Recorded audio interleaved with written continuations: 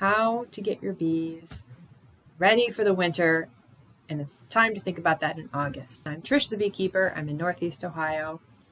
It started with a swarm and one hive, and now I have more. And I like to raise queens and sell people nukes and sell honey and just be with the bees and help people be successful beekeepers. So I have a Facebook page where I post things sometimes, and you can check out my website or email me. And I'm at the Jogger Fresh Farmers Market every other Saturday. All right, getting the bees ready for winter. August is the time to think about that. And this is a cluster of bees. I have extra deep frames and one brood chamber, so my clusters tend to be asymmetric. In a double deep, you'll tend to find them be pretty symmetric. And you want a nice cluster of bees so in the winter they can keep each other just warm enough, and then they're ready to springboard into spring. So that's easy enough. You just need a nice size cluster of bees. 5 frames is pretty minimal. Can be done. I wouldn't do that in a double deep. Typically, you're going to find you don't have both deeps totally full of bees. It's really just the bottom deep by the time you actually get to winter. That's a good size cluster. And you need enough honey. Okay, so if you only had 5 frames of bees, you really would just need 5 frames of honey. And you need a low mite count. So if you did a mite treatment, you'd want to see fewer than 50 mites fall dead on the removable bottom board. Okay, well that was easy enough. We'll go back for a minute and think about this. These 3 things are pretty critical. But we're in August right now. Oh, so it turns out in August there's some key things that need to be in place to make sure you have a big enough cluster. The cluster is composed of the winter bees. You need enough foragers and nurse bees now so that the winter bees can be raised in luxury. A winter we call worker bees that are born and they don't have little sisters to take care of. They can live for more than 6 months. They start burning their candle at both ends as soon as they have to feed younger siblings. So as soon as in the spring, these last born bees start to take care of their younger sisters, they now have a short lifespan, as we normally think of worker bees as having. So for a normally functioning hive, the bees that emerge last will become your winter cluster. And we call them winter bees. They're worker bees that have extra fat stored up, and they never had to use that to feed their little sisters because there were no little sisters because the queen shut down her laying in a normal fashion in the fall. Those are what we call winter bees. And this is setting us up for this August 20th is tomorrow. The eggs that are laid in the next 10 days or so are the ones who will be our first winter bees. By the time they emerge, the queen will be starting to shut down in mid-September or late September. So, back to what do you need for successful overwintering? You need enough foragers to pamper the winter bees to have a good sized cluster.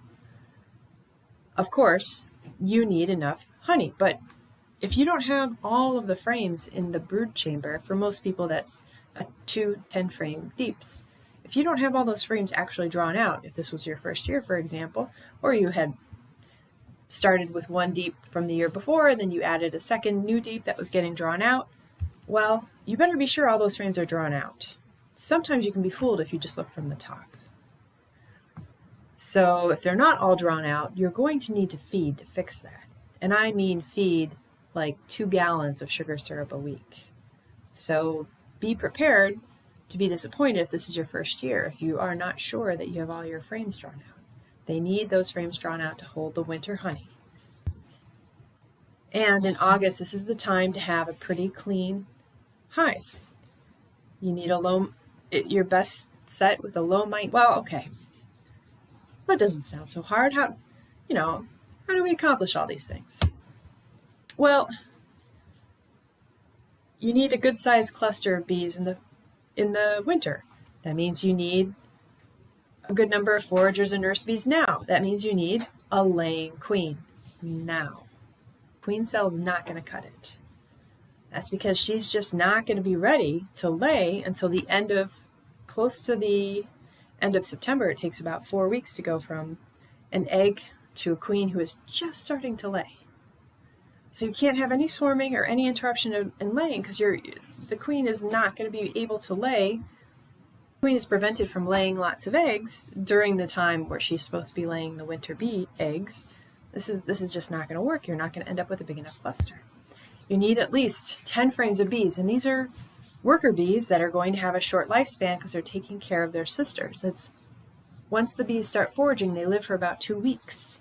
It's a 6-week total lifespan because they're burning the candle at both ends. They're the ones who are going to be the bees you see right now are the ones who are going to be taking care of the queen to make sure she can lay lots of eggs and feeding the brood that will become the winter bees. You need at least 10 frames of bees to do this right now. 5 frames you can do it with 5 frames. You're going to need to really support them now. Now you should be feeding them sugar syrup because there's a dearth. Now you shouldn't just be letting Mother Nature take care of it if you just had 5 frames of bees. Bees, you can just let them chill while there's a dearth, but not with 5 frames. And if you do a mite check, you want to see on the order of 6, maybe 9 mites per 300 bees, but no higher. All right. Oh, and that's easy, right? You just need a laying queen right now. Sometimes it can be a challenge to be sure you have a laying queen. But in August, you have to see eggs and larvae. Otherwise, you're going to be spending time on a hive that isn't going to make it through winter because they don't even have a laying queen and maybe they're hopelessly. All right, what are you looking for? Well, this is capped brood. These are big fat larvae. They're maybe a day or 2 from becoming capped. Baby bees are not cute. Just got to say that. Here's an egg. Are larvae that are younger than the 8 or 9 days and older than an egg. And over here we've got nectar or sugar syrup, depending on if the hive is being fed. This is what I want to see. And sometimes it can look like this in the fall when there's a dearth. There's just not many frames with eggs and larvae. There's maybe 4 or 5 frames with capped brood. It doesn't quite look like it did in the spring when there's not nectar coming in, feeding the hive. But still, I want to see evidence the queen is doing something. So you might see eggs and larvae on 3 frames, maybe just 2 frames, maybe just the 3 center frames because there's a dearth right now. Definitely should see capped brood on around 5 frames. Yeah, there's some empty cells in my hives. They have full honey supers, 1 full honey super on top, but there's not fresh nectar coming in. And the place I tend to look is in the center of the hive, in the top box if it's a double deep, unless that's filled with honey, and then you got to go down below. So here's some tips for old eyes. Eye stand, so the sun's coming over my shoulder, shining into the cells. You got to be aware that the sun actually can kill eggs and larvae, so you should do this for a minute, but not too much longer when you're checking for eggs and larvae. And you can actually take a picture with your phone if you think this is the frame that had eggs and larvae, and then you can put the frame back, and then after you take the picture, and then you can expand it and use it as a magnifying glass. And you can, even if you can't see super well with like fine details, because you have your regular glasses on, and you're not, sometimes it's hard to have the reading glasses on. Look for the milky, not filled cells. Shiny is nectar. Shiny is not, there's never brood in there. But the milky is the young brood, and that's as good as an egg. That's 4 or 5 days old. And look near capped brood, and if opposite the capped brood there's empty cells, there tends to be, that's often sometimes a sign the queen is going to lay there soon. And so over here, actually, these are empty cells. This is nectar, and here's the milky brood next to the capped brood, and this is more like what it looks like if your eyes are getting older. And you can see these fat larvae, and then you can kind of get a sense there's some milky dots in there. And the shiny looks different from the milky. So being able to see that helps a lot if your eyes are not focusing as well as they used to. Seeing signs of the queen. You don't want to see no brood at all. This is really bad news. You don't want to see honey in the frames that are the center of the top box. That means when there was a flow, the queen wasn't laying very strongly. She might be laying now, but they're not going to move that honey. They're going to be kind of constrained. This is too early. You should do something about that. Move some, maybe move a couple of the honey frames to the bottom box in positions 1 and 2 and 9 and 10. And then you'd have 4 frames in the top box ready for the queen to lay, so the bees feel like there's a flow up into the hive. If you are feeding them, they don't have enough comb drawn out to get through winter, or if you're feeding them to get honey supers drawn out and they're not drawing out comb and you've fed at least 2 gallons, no queen, they won't draw out comb. All right, you might find out in August that there's no queen. We're talking about getting ready for winter here, and there's no queen. One option is to just take your losses in the fall. If you have more than one hive, and one of them doesn't have any capped brood, there's maybe 10 frames of bees, but there's no capped brood. It's been at least 21 days since you had a laying queen, because to go from egg to capped brood that's emerged is 3 weeks. Been longer than that. That's too long. The bees they're not in the right body condition to be able to raise brood, so they won't accept a mated queen that's just popped into their hive. They will accept a frame of eggs, but then that leads to a queen cell. It's too late now. It's really so much work. This is how much work it is to save a queenless hive in August. This is assuming you have access to a laying queen who has a frame with eggs that you can just pop into your target hive. Yes, if you want to do this, if you have 2 hives and you want to bring the second one along, these are the steps you need to go through in order to successfully get that hive ready so that the winter bees can be laid and supported as the brood is growing, and then you'll have a big enough cluster of bees in the winter. This is a lot of work. Combining is easier. It's easier to go through the winter with one strong hive than one hive you've been picking resources from and the other one is a maybe.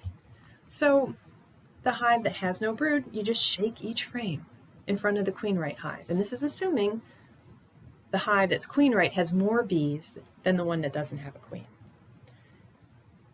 And after you've done that, or maybe halfway through, take the hive body and the lid and cinder blocks and hive stand, almost everything you can move that was that hive that you're dismantling, and get it 4 to 5 feet away and not directly behind, like somewhere where it's tucked away, and that will tell the foragers time to find a new home, and they will beg their way into the existing hive. So once you've shaken the frames free of bees, you should freeze each frame. This kills the eggs from wax moth and from small hive beetle. You don't have to freeze all the frames at the same time. You don't have to freeze them all winter. You just need to kill those pests. And then you need to store it where it will be safe from the other pests that can rob the honey out. Bees will rob the honey out of the hive, and of course mice will chew the comb and pollen and honey. So in a bin with a lid on is fine once the condensation has evaporated and it's come to room temperature. Oh, there's no queen and you only have one hive. Well, you can try to buy a queen. Maybe you'll just slip her in time, but maybe you'll be wasting $35. You could buy a nuke now. That's 5 frames covered with bees, a couple frames of capped brood. This nuke will need a huge amount of support in order to make it. You'll need to feed them a gallon or two of sugar syrup a week, and there'll be a small cluster, but they should make it. If you don't end up with a queen in your hive, you'll want to take steps to protect the comb once the bees do die.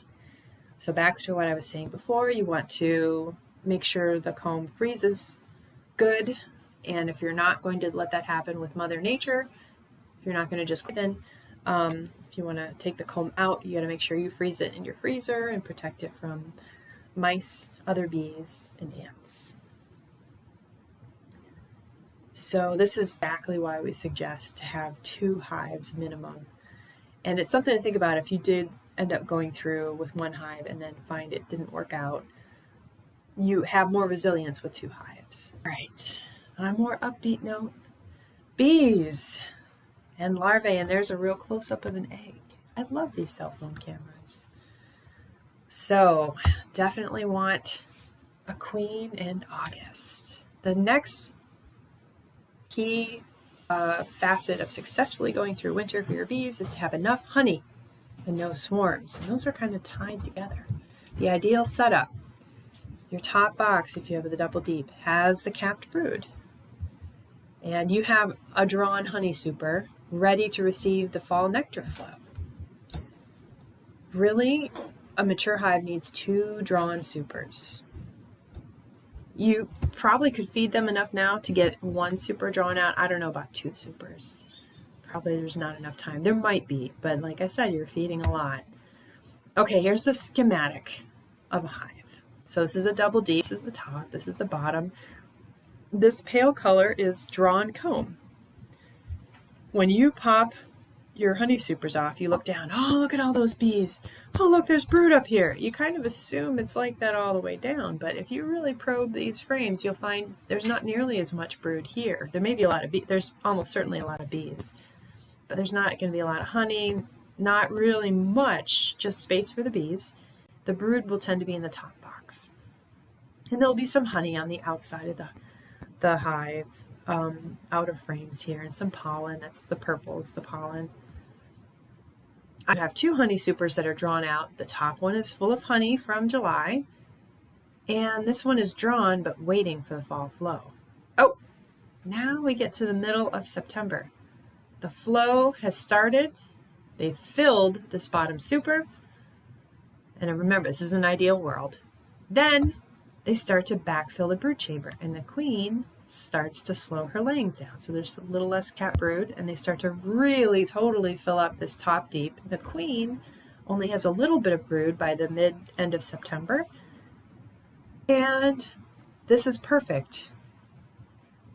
This honey is going to go. That's going to go to the beekeeper. This honey is there for the winter, and there's plenty of room for there was plenty of room for all the nectar when the hive was big and foraging, and now they are just about ready to be tucked in for winter. So at the end of September, this is what the top box frames would look like. Capped honey, maybe a little bit of brood, or maybe just mainly capped honey up there. You do not, oh wait, yeah, enough honey, but honey supers. So we don't mean enough honey for the beekeeper. Okay, if you have already harvested, yeah, I got honey this year, and you extracted them, you put them back on the hive because the hive needs 2 supers just for the bees to hang out. That was enough honey for the beekeeper, but we have a real problem here. Because the bees are going to fill this up with nectar from Mother Nature. They may not have enough to fill this box. The bees think they're going through the winter with this whole volume. But you're going to take that away. That goes to the beekeeper. Right? There's queen excluder here. These are honey supers for honey. Well, if you're in this position, you could leave 1 super on for them. They will put brood in here, so it will not be useful in the first part of spring for holding honey. And that's not acceptable for me. I would go with this option where I feed heavily. I'm going to feed at least 5 gallons of 2-to-1. It takes about 1 gallon to fill 1 frame with honey. So at least 5 gallons. If I was in this position where I had extracted in July, there was nothing coming in August, so these were both waiting, but this is a big volume. It's needed to hold the bees. If you crowd them too much, they could actually swarm from the nectar flow. But it was too big of a volume. They couldn't fill this whole space with nectar from Mother Nature in the fall, and now I have to supply some extra nectar, so they turn that into honey. What if your hive is in this position? There are no supers yet. You have capped brood in this top box. Well, you're going to get a big flow, and that's going to drive the bees down, fill this with nectar. Once the capped brood emerges, it gets plugged with nectar, and that's great. And you're going to be here in mid-September, and the flow is still going. And the bees are going to say, hey, there's a flow. Let's swarm. They will swarm in fall. A mature hive needs 2 deeps and 2 supers. You can feed starting now and through September to get them to draw out 2 honey supers. You're going to need to feed 2 gallons a week, and 2 to 1 is just fine to feed.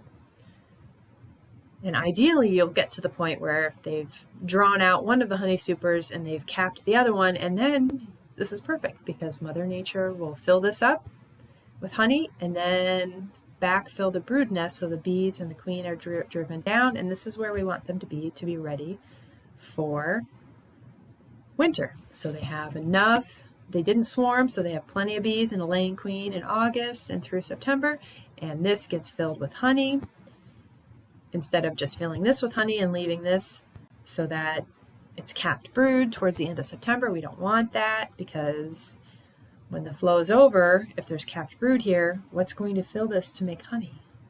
So we want this to be getting filled up towards the middle of the flow with nectar. We want them to backfill the brood nest. All right, what if both supers are full right now? Oh, you're really making sure those bees are going to be protected. They have plenty of stores. This is great. This is actually a problem too, because the honey roof, that's what this honey represents to the bees. It's a roof of honey. You can't put nectar there. So when the nectar flow begins, if it's more than this volume, and it could well be, they can swarm. So your best bet is to extract the bottom, well, take off both honey supers, or take off one honey super, extract it, and put the extracted one right brood nest. They'll fill this with honey, and then they'll backfill the brood nest. If we get a very poor flow and they only fill this with honey, well, then you're back to, I have to supply what Mother Nature didn't. But if it's a very strong flow like it was last year, you have the resilience where they have space for all that nectar coming in. All right. What if you don't have an extractor? Well, just let me take a step back. You don't want to crush and strain. You don't want to go through a cheesecloth. You need that comb open and waiting for to be filled with nectar. Is it bread knife? I cut the cappings off. I have an extractor. A 2-frame one is fine. The slow step is this step, the uncapping, not the spinning. The spinning's pretty fast. So getting an extractor is a reasonable expense, and it's a very useful tool. Or if you don't have an extractor, then just uncap it and let it drain overnight. I think each side will need like 10 hours or so, depending on how warm your space is, and just let it drain over something like a tray and let gravity pull the honey out. All right. The final component of successful overwintering, low mites. It's important to know how mites kill a hive, to know why you need to be controlling them. They will suck on the pupae that are underneath the caproot. Then those adults don't work well. It can contribute to having a small cluster. Adults just could not live long enough to make it through winter. And this is a small cluster. There was another cluster on the comb facing it. That's the queen. This is not viable. They were next to honey, but they did not have enough bees to keep the space warm enough to warm up the honey to eat it. A small cluster is what kills your hive. The question is, why did it have a small cluster? And mites are often the answer. And this is what the bottom of the hive looked like. All these bees that died because they were compromised by mites. And here's the mites on the bottom of the hive. It has a solid bottom. And here's the mites on the bottom. This hive survived. These were mites that dropped after a mite treatment. And here's a close-up. They have a perfect oval shape, and that's part of what makes them stand out for me from the hive. What look like in an alcohol wash. And this would be a bad sign. In August, you'd need to work pretty hard to get the mite levels down. Oh, can you see the mite? This is the belly of a bee. This is its leg, this is its pollen container, its legs are in a funny position. This is the mite. This is where they ride on the adult bees. So you ain't going to be spotting them if you just look at bees on the phone. All right, so those compromised adults don't forage as well, they don't live as long. Brood, emerging, becoming healthy bees, this means life for the hive. You got to remember, the mite population will double each month. So we're going to do a little schematic here. August 1st, you got 1,000 mites. Well, this is the bottom brood chamber. It holds 20,000 bees. This one holds 20,000 bees. This holds 10 or 15. You got 70,000 bees here. What are you worried about? September 1st, the mite population has doubled. You still got 70,000 bees. 2,000 of the bees are killed by mites. Oh well, you won't miss them. Well, you still wouldn't miss 4,000 bees that were compromised by mites. I mean, it's 70,000 bees. Oh, this is the winter cluster. It's a little bigger than a deep. And now we have 6,000 mites. Didn't fully double from our 4,000, but we only have 25,000 bees. So this is what mite populations doubling starts to mean pretty quickly. You're going to lose a pretty big fraction of your winter bee cluster. Homegrown mites. August is the time to prevent them. Do you need to treat? The only way to know is with an alcohol wash, or you can use dish soap. 2 tablespoons of dish soap. Dawn is the preferred brand for whatever reason, in a gallon of water. Or you can use powdered sugar, the powdered sugar roll. Google those to find out how to do them. You want to see about 6, maybe 9 mites per 300 bees or less. And then you can relax about mites. If you cannot check for mites, that's all right. That's not in your toolkit yet. Just treat. Just treat for mites. You'll have peace of mind. If you're selling honey, you have one option. Formic Pro are these pads. Don't let them get hot in your car. Don't put them in your garage or pole barn. When we have our 90-95 degree days, that can really degrade them. I don't start them if it's going to be much higher than like 85. By the 3rd or 4th day after I put them in, I tend to wait until it's going to cool off. You definitely need the front entrance fully open and the bottom board in if it's a removable bottom board with a screen bottom board. And you're putting these pads between,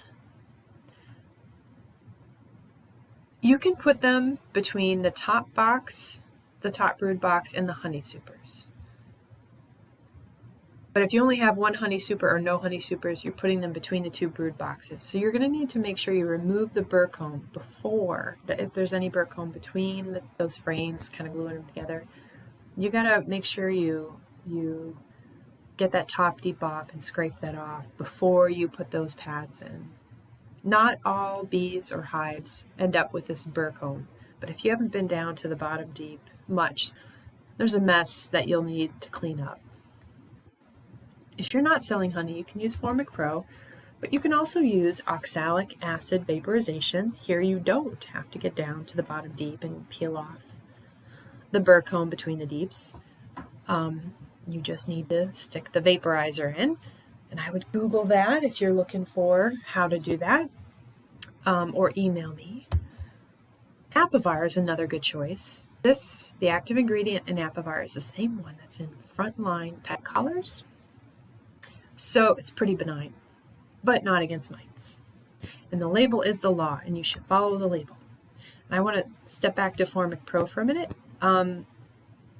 It's not too bad if you get a whiff of it. You should follow the directions. And you should also, for what protective wear they say that you should have, but be aware that if it gets on your gloves and then it gets on your skin, it will essentially burn, but you won't feel it until it's almost too late to do anything about it. And then you can end up with a pretty good chemical burn. So you really want to wear gloves, and you either want to wash them in water or just dispose of them. Make sure they're gloves without holes.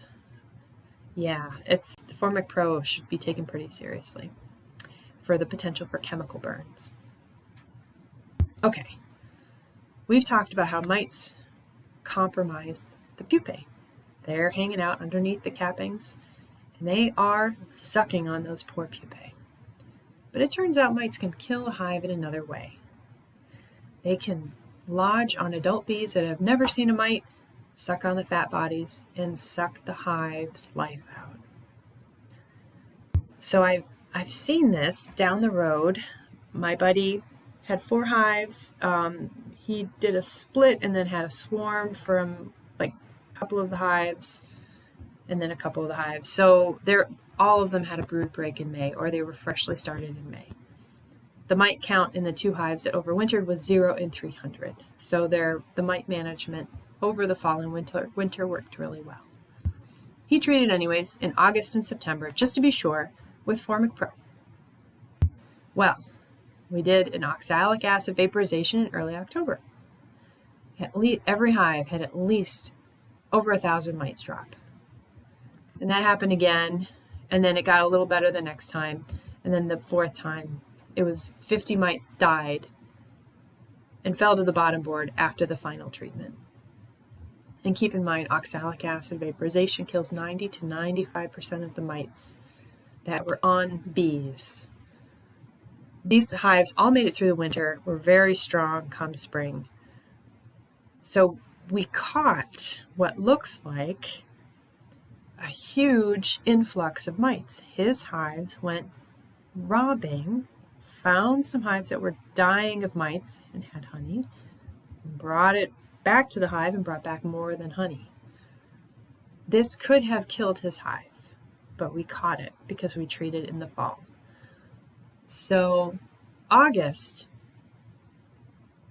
you can't prevent this. If you treat in August, you're not done, because these mites didn't come in until October. I mean, there's no way any mites survived coming in September if there were mites migrating in on the back of bees that went out robbing, because he was treating. So these mites came in after this August treatment, September treatment, and it's a good thing that we treated anyways in early October. And we didn't stop until the mites stopped coming in. So this is the second way mites can kill a hive. You can have a totally clean hive. 50 mites. Yeah, your mite management is working really well. To have only 50 mites in your hive by August 1st, after all of the brood cycles, opportunities to make more baby mites, that's great. So of course that population doubles by the beginning of September, doubles again by the beginning of October. That's all right. Oh, look at this. We only have 250 mites, easy to mop up with 1 oxalic acid vaporization. October 31st. Oh, but wait. No. There was a massive influx of mites.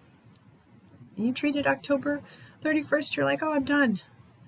Oh, and then this will kill a hive or weaken it severely. And it is a realistic number to say 6,000 mites could come into your hive over the course of a month as your hive robs another one that's dying of mites. So this is actually not an August thing. It's realizing in August, when you control mites in August, you still need to treat again. In October, there's no way we're checking for mites coming in October. There's no alcohol wash or powdered sugar shake in October. You're lucky if you can get in there once. And even then, I hate doing that, because checking for the queen and everything in October, yeah, if I kill her, it's game over. No. Yeah, so I'm just going to treat for mites in October and November, because I can't tell if they're coming in because they went out and robbed or if they're good. So you can use Apivar in mid-August through September in a hive you're not going to sell honey, and then mop up with oxalic acid, either with the dribble or the vaporization, the end of November. Or you can use solely oxalic acid vaporization in mid-September and in early October and again in early November. Depending on what the mite drop is in early November, then you might need to do another treatment. I time these for after a fly day. That's when they might go out and fly and find a hive that was dying of mites and bring back more than honey. All right, just a little recap. What does successful overwintering require? Enough winter bees in October to make it to March, which means a laying queen in August. Enough bees in August to support the brood that's developing that will become these pampered winter bees that never had to feed little sisters. It requires enough honey. That means you have to have enough drawn frames. You need the double deeps, and really, you need 1 frame of honey per frame of bees. So if you have a smaller cluster now, then you might need less honey later, but you still good to aim for 10 frames of honey in a double deep and that top deep by the time you hit mid-October. You want them low mite load by the end of August and in December. So this is what you need to have in August.